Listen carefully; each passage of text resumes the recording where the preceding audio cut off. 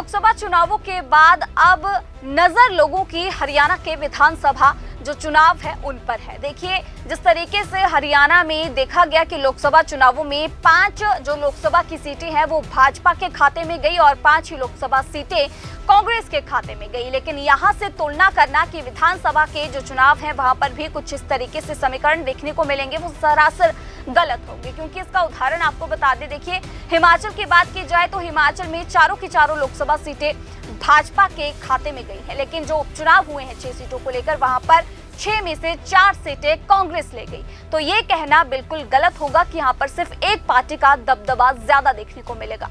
देखिए, हरियाणा में स्थिति अब इस तरीके से बनी हुई है। अगर बात की जाए चुनाव आयोग के आंकड़ों की तो बता दें कि 46 जो विधानसभाएं हैं वहां पर भाजपा पिछड़ गई है। 44 विधानसभाओं में कांग्रेस जो है उसे हार का सामना करना पड़ा है। तो जिस तरीके से ये स्थिति बनी हुई है, संकेत यही आ रहे हैं कि अब जो हरियाणा में विधानसभा के चुनाव होंगे वहां पर भाजपा और कांग्रेस जो है एक दूसरे को कांटेदार टक्कर यहां पर देगी। बता दें कि राज्य में कुल 17 विधानसभा सीटें अनुसूचित जाति के लिए आरक्षित है।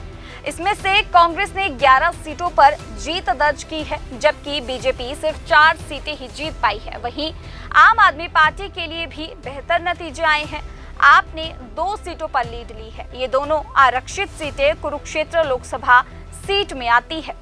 हरियाणा में कुल 23 शहरी सीटें हैं। इन सीटों पर कांग्रेस बीजेपी से पिछड़ गई है। यहाँ बीजेपी ने 19 और कांग्रेस ने सिर्फ 4 सीटें जीती हैं। वहीं शहरी ग्रामीण कस्बों की 7 सीटों में से बीजेपी ने 3 और कांग्रेस ने 4 सीटें जीती हैं। मुख्यमंत्री नायब सैनी विधानसभा अध्यक्ष ज्ञान चंद गुप्ता के अलावा अन्य मंत्रियों और विधानसभा उपाध्यक्ष की 16 सीटों में से बीजेपी को 11 पर बढ़त मिली है, जबकि 5 पर वह पीछे रही है। भाजपा के 41 विधायकों में से 13 विधायक अपने क्षेत्र में पार्टी को बढ़त नहीं दिला पाए। वहीं कांग्रेस के कुल 30 विधायकों में से 12 विधायकों के क्षेत्रों में कांग्रेस को बीजेपी से कम वोट मिले हैं।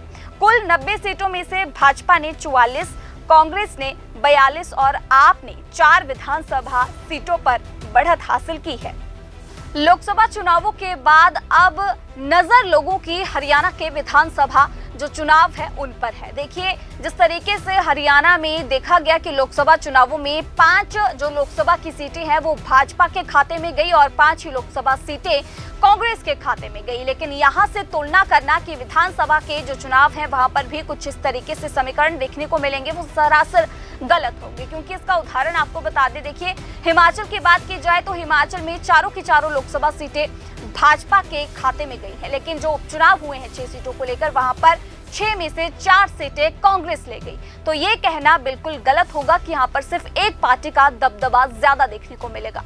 देखिए, हरियाणा में स्थिति अब इस तरीके से बनी हुई है। अगर बात की जाए चुनाव आयोग के आंकड़ों की तो बता दें कि 46 जो विधानसभाएं हैं वहां पर भाजपा पिछड़ गई है। 44 विधानसभाओं में कांग्रेस जो है उसे हार का सामना करना पड़ा है। तो जिस तरीके से ये स्थिति बनी हुई है, संकेत यही आ रहे हैं कि अब जो हरियाणा में विधानसभा के चुनाव होंगे वहां पर भाजपा और कांग्रेस जो है एक दूसरे को कांटेदार टक्कर यहां पर देगी। बता दें कि राज्य में कुल 17 विधानसभा सीटें अनुसूचित जाति के लिए आरक्षित है। इसमें से कांग्रेस ने 11 सीटों पर जीत दर्ज की है, जबकि बीजेपी सिर्फ 4 सीटें ही जीत पाई है। वहीं आम आदमी पार्टी के लिए भी बेहतर नतीजे आए हैं। आपने 2 सीटों पर लीड ली है। ये दोनों आरक्षित सीटें कुरुक्षेत्र लोकसभा सीट में आती है। हरियाणा में कुल 23 शहरी सीटें हैं। इन सीटों पर कांग्रेस बीजेपी से पिछड़ गई है। यहाँ बीजेपी ने 19 और कांग्रेस ने सिर्फ 4 सीटें जीती हैं। वहीं शहरी ग्रामीण कस्बों की 7 सीटों में से बीजेपी ने 3 और कांग्रेस ने 4 सीटें जीती हैं। मुख्यमंत्री नायब सैनी विधानसभा अध्यक्ष ज्ञान चंद गुप्ता के अलावा अन्य मंत्रियों और विधानसभा उपाध्यक्ष की 16 सीटों में से बीजेपी को 11 पर बढ़त मिली है, जबकि 5 पर वह पीछे रही है। भाजपा के 41 विधायकों में से 13 विधायक अपने क्षेत्र में पार्टी को बढ़त नहीं दिला पाए।